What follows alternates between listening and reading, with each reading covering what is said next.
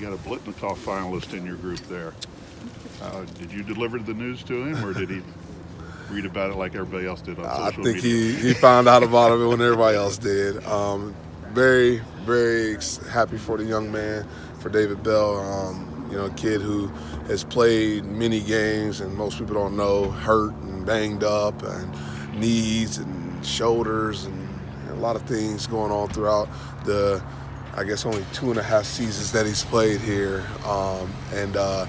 To be named with some of the best receivers in the country, speaks volumes to not only the hard work that he puts in, but obviously the quarterback, Aiden O'Connell.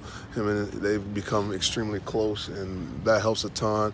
Our offensive line doing a great job of protecting and giving us opportunities to be able to get those balls in the air. Running backs doing a great job in protection as well. And then the other receivers in the room. Okay, they push David. I know a lot of people don't know it. They push him as much as anybody else. Those guys, they've worked with him. Brock Thompson working footwork with him as well.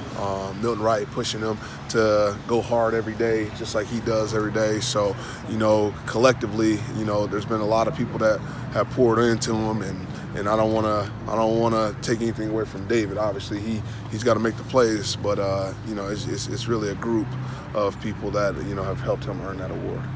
Well, what would it mean to the program, JaMarcus, for him to win that award? Purdue hasn't won many of those individual trophies like that. It'd be massive, in my opinion. Coming into the summer, something that him and I talked about. It was a goal. David does a great job of every single year after the year's over with, resetting and writing down new goals. Him and his guidance counselor from back at Warren Central, they sit down and do some of that together as well. So for him to have that one on the list as something that he wanted to chase after, obviously he always puts the team goals ahead of everything else. I mean, he's that kind of kid, but to have that one on there at the bottom as the last thing he wanted to try to achieve and to be right on the cusp of that, I think that speaks volumes for, the type of player that he wants to be. He wants to go down in Purdue history as one of the great ones, but also here at Purdue, like you said, those awards haven't been won a lot, and for us to be mentioned in those types of groups of people, I think he's done it. He left a legacy here at Purdue. This is the job Milton did last week, but just the growth that he has made during his career here to put himself in that position to have that kind of day. Absolutely. First of all, very proud of the young man, how he interviewed after the game, gave a lot of credit to his teammates and whatnot, and he's exactly right. We want more. So we're going to keep going after and trying to get more. He practices every day like that.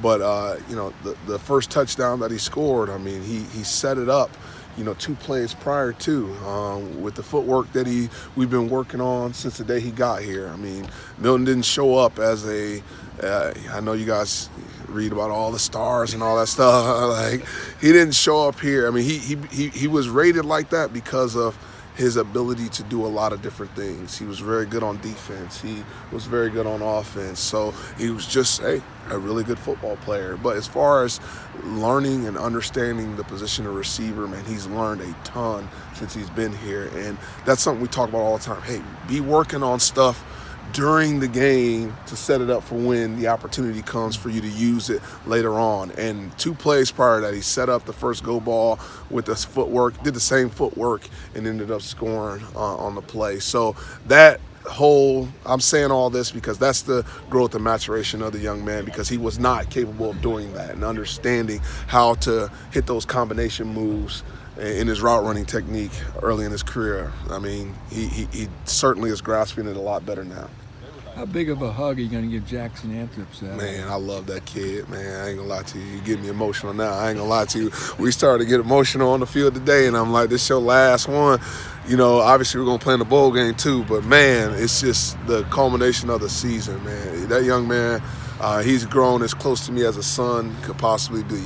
And, we talk about everything. I mean, that's part of why at Wrigley I wanted to throw the baseball around with him. And, just kind of like your son out on the field with you throwing the baseball around. To me, it was magical just to be able to do that with somebody who cares about the program, cares about Purdue University the way that he does.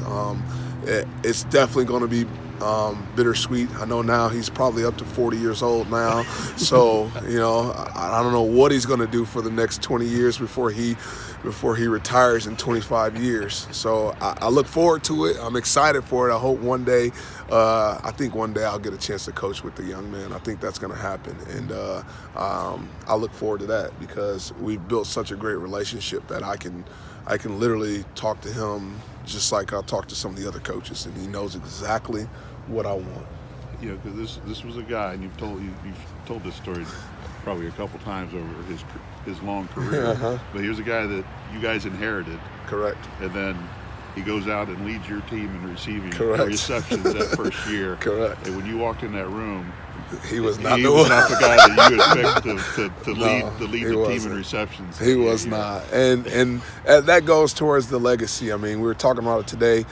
Just in case Danny watches this interview, he has more receptions than you did in your career here, if I'm not mistaken. But he's in the top 20 in receptions here at Purdue University. I mean, John Standiford. I mean, I can go down the list of really good receivers that have played here, and he's in the top 20 of those guys in receptions. And it's a testament to the hard work, the dedication that he has, the joy he has. I mean, he literally bleeds black and gold. I mean, I don't know if I have anybody else on the team that bleeds black and gold the way that this young man does. And he's played running back, receiver. He's thrown passes. He's gone down on kickoff and tackled people. Kickoff return, punt. He's been blocking on punt. He's on punt return.